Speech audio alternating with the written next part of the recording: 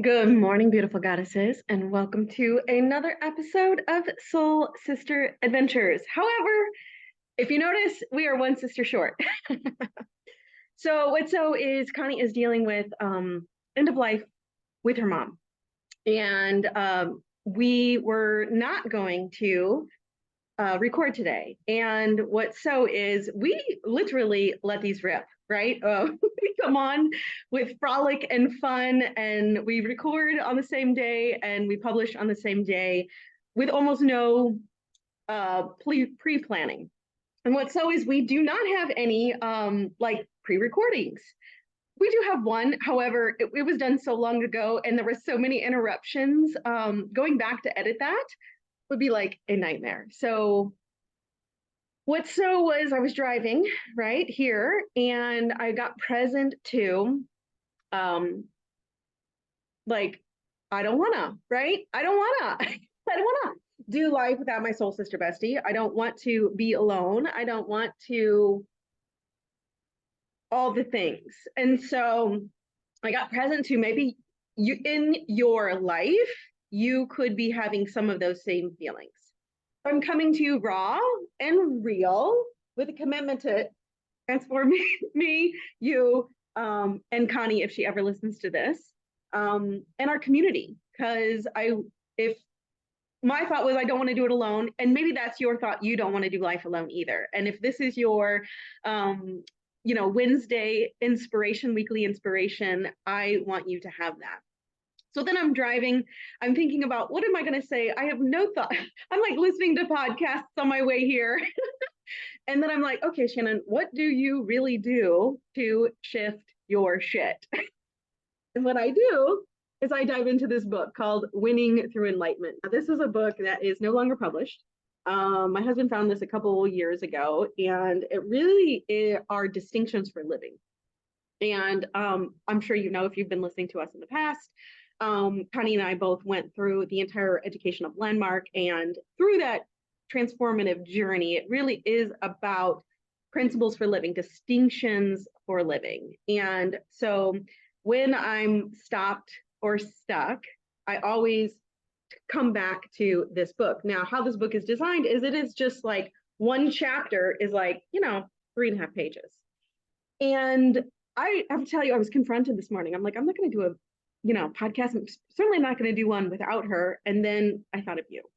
And so I'm like, looking into my own week, like what conversations have I been having?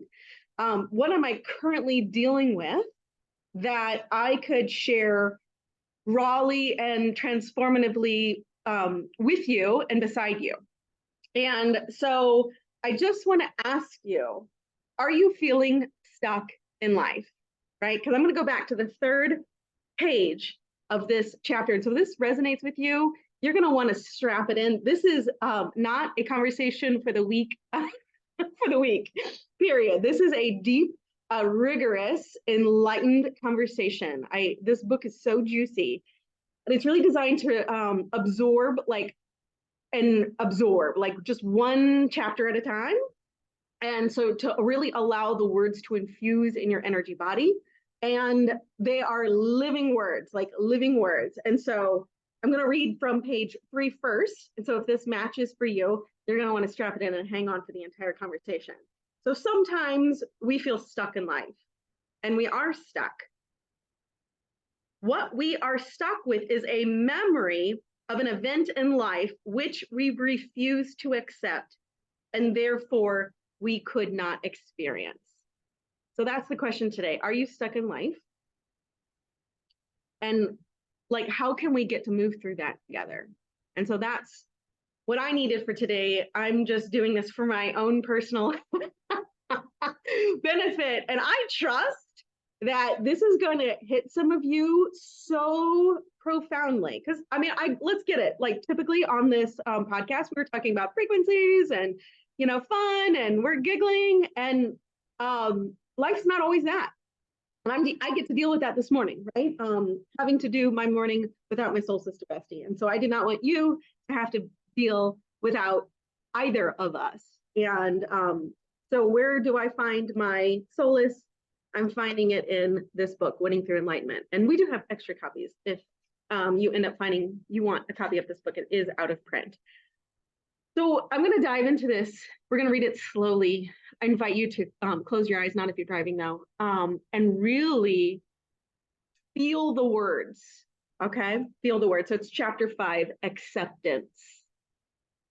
And they always put a little quote at the beginning of the chapter. Life exists in cycles, that is, beginnings, middles, and ends. Acceptance allows a cycle to begin. Commitment allows a cycle to continue. And integrity allows it to come to its natural, perfect end.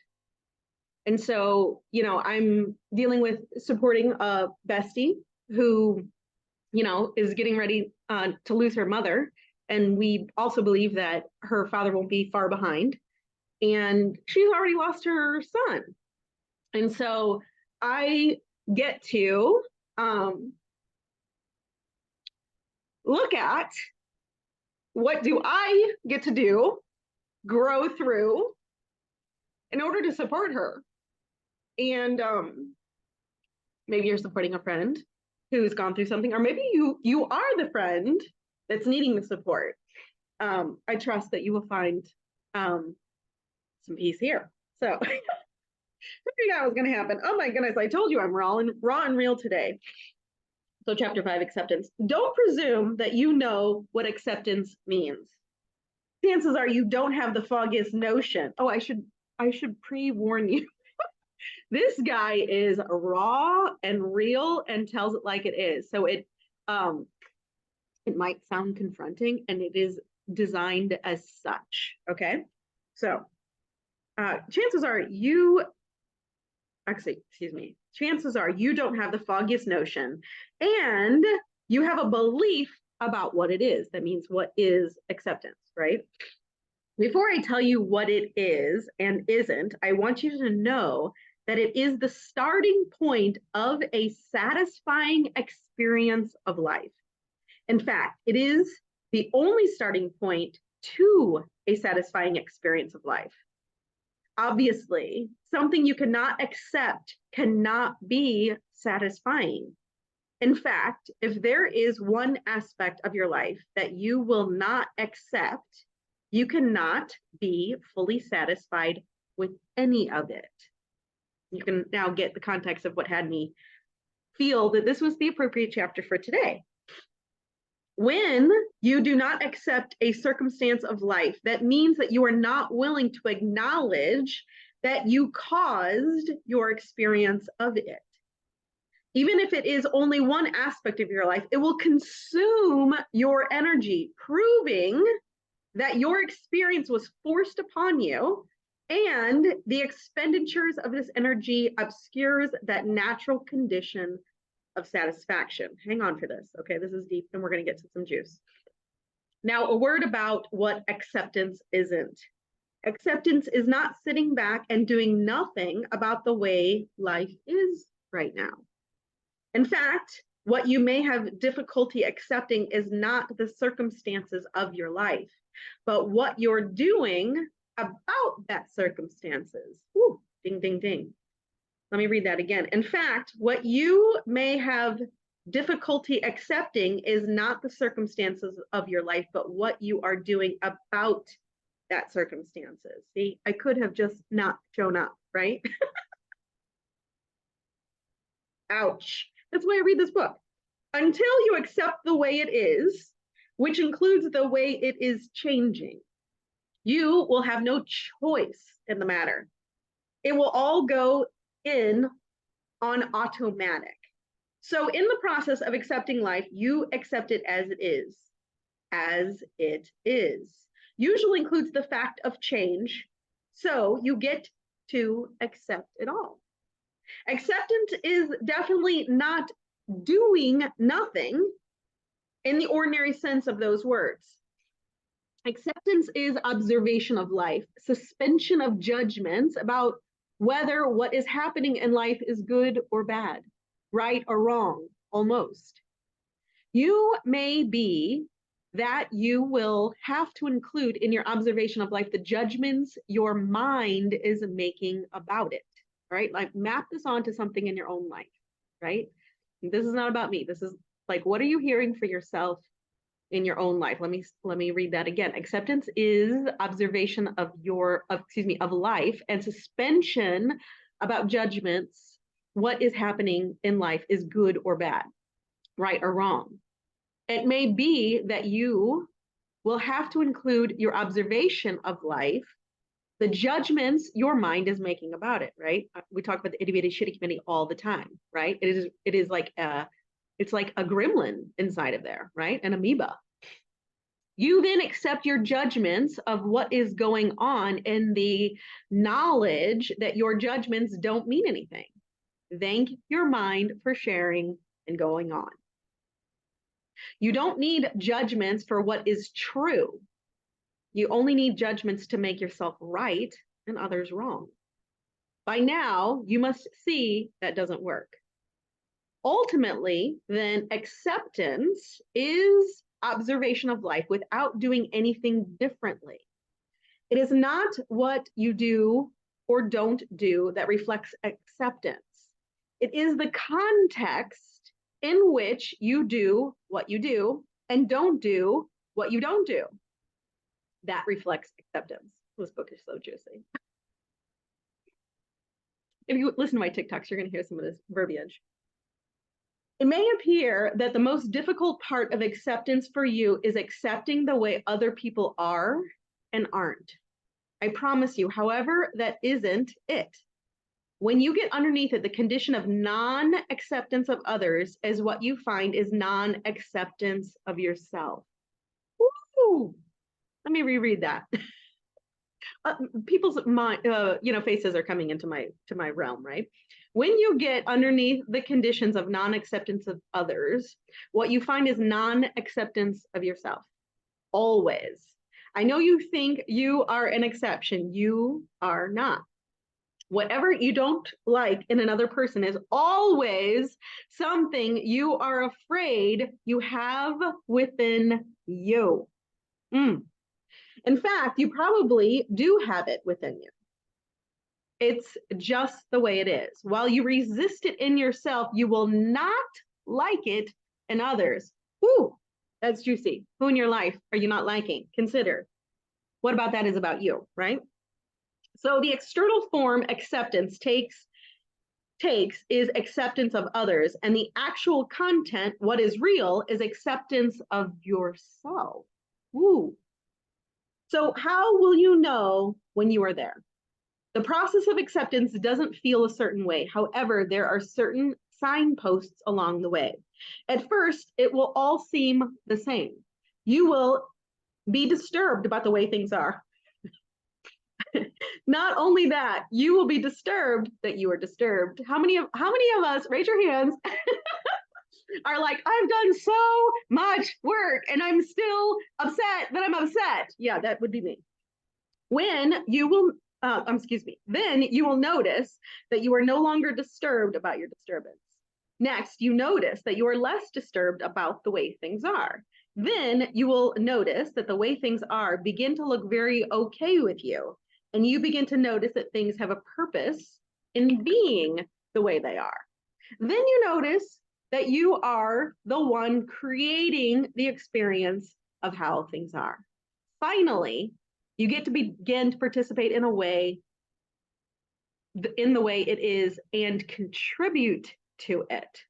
You will be a part of it. You may even feel a part of it. You will notice your life matters and that what you do makes a difference. We just covered years of experience in a paragraph. You might have to go back and re-listen into that, right? The people and things in your life may well remain exactly the same. Transformed context doesn't mean changed content. It is your experience of it all that is altered. Do you get this is all about you? This is all about me, right? This is all about you. This is all about me. Your experience will be transformed in the process of acceptance. You see, you really are the source of your experience of life. And ultimately, you are the source of your place in the world and the way you treat people. Now, I want you to know why all this to do about acceptance. Now we're back to that original sentence I read. Sometimes we feel stuck in life, and we are stuck. What we are stuck with is a memory of an event in life which we refuse to accept and therefore could not experience. Because you refuse to experience an event, it becomes stuck for you. It becomes lodged in your mind, and months or years later, you are still stuck with it. That is the memory of the event associated with an excessive discomfort. Acceptance allows you to have the experience so that you are up to date with your experience. When you are up to date with your experience, you are living in the now. In other words, you are a full participant of what is going on in your life at the moment that it is happening. When you are stuck in some past event, you will not be able to experience what is happening now. That is so good. Take a deep breath. Let me reread that. When you are stuck on some past event, you will not be able to experience what is happening now. And thus, unexpected memories form a backlog for you to deal with, right? The body plays an interesting role in all of this. The body armors itself with rigidity, positionality, stereotyped movement to prevent you from having the experience of events stored in your memory. You will end up with tension in your back, consistent crossing or uncrossing of your legs and arms, headaches, insomnia, and this sort of thing, which takes your attention off your actual experiences of life. You experience your body instead. The concept of time is also interesting in this regard. You will tend to become preoccupied with time, checking and rechecking the clock to see what time it is. All of this muscular tension, preoccupation with time, happens at an automatic, unconscious level.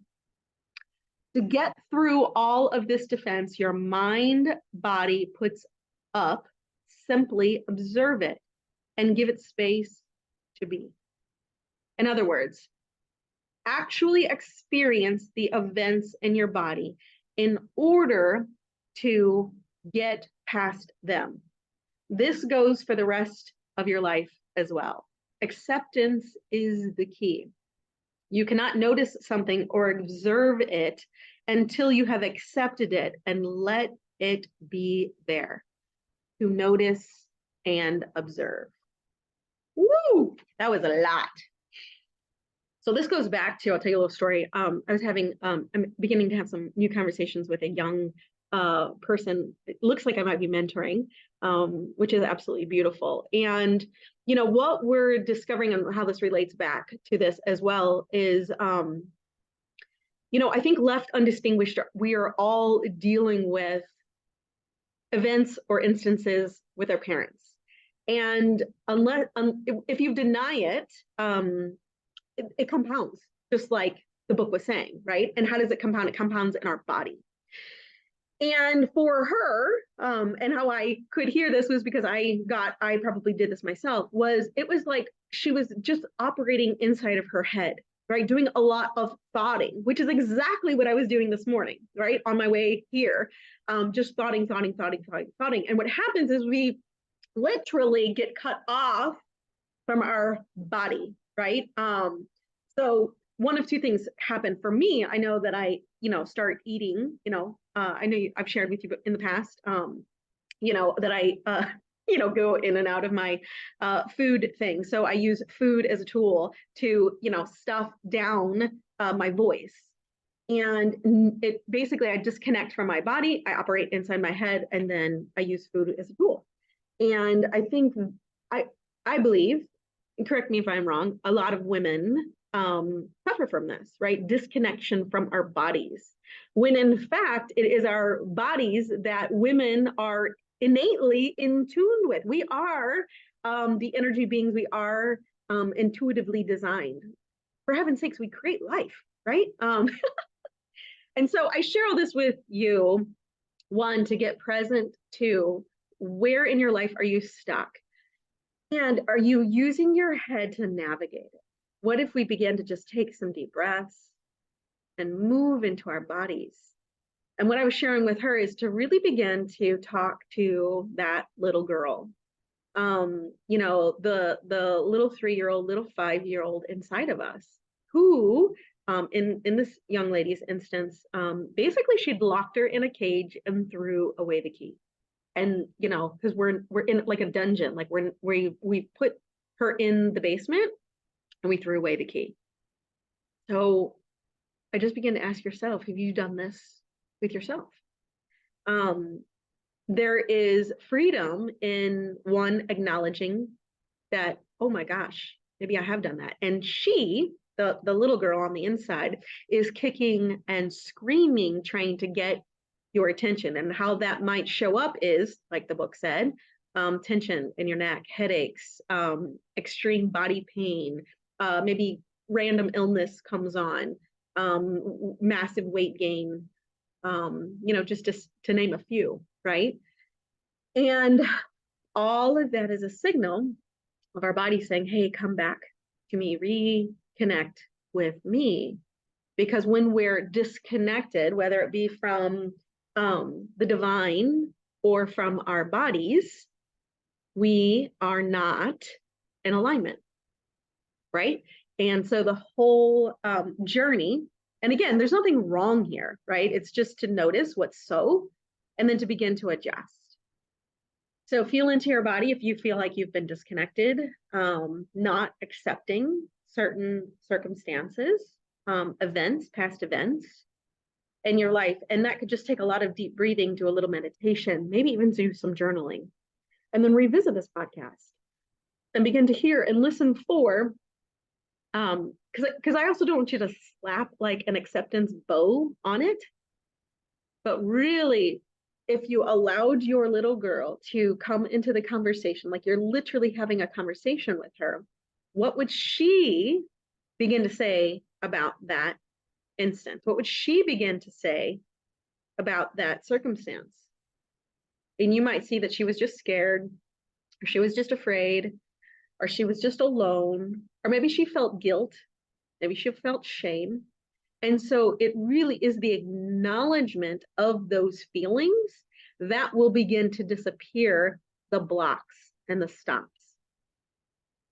And when we can begin to feel into our bodies again, that will communicate up to our brains, right? The heart-brain connection, which Connie and I talk about a lot, right? Let me look and see if there's anything else about this. I know this was a different conversation today. Thank you for allowing me to be with each of you, and forgive me if I had to find a chapter that could, let's just say, shift my shit, and hopefully it began to shift yours as well. I know this was deep and transformative, and if you're hanging out with us, I know that's the kind of game that you're out to play. So like, tag, and post, and share. Please have Connie be in your prayers, and her mom and her dad. And maybe there would be a time that she would listen to this and find peace too, as she is dealing with transitioning of her mom. And like I said, we believe that her father won't be far behind. So we love on her. We love you. Yes, I'm in the car alone today, but guess what? We are in the car together. So consider we yet are never alone. And it's been an honor and pleasure being with you today. Love you. See you on the next episode.